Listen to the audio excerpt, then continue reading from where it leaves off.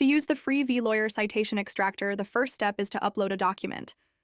You can upload documents using the quick upload option, or use the batch upload page if you need to upload multiple documents at once.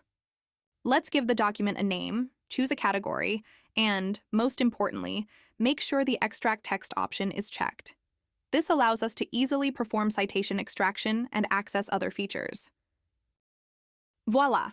Our document has been uploaded and its text successfully extracted. Now we can view the document, perform AI operations like citation extraction, and much more. Many new features will be added soon. You can think of documents as the core component of v-Lawyer. Every operation requires a document to be performed, and a single document can support multiple operations. Let's perform citation extraction on the document we just uploaded and wait a moment for the results. It looks like the process is complete. Let's refresh the page to view the results. Voila, we can now see all the citations contained in the document. If we want, we can download all the extracted citations in different formats, such as PDF or CSV. Let's download the citations as a PDF and take a look at the results.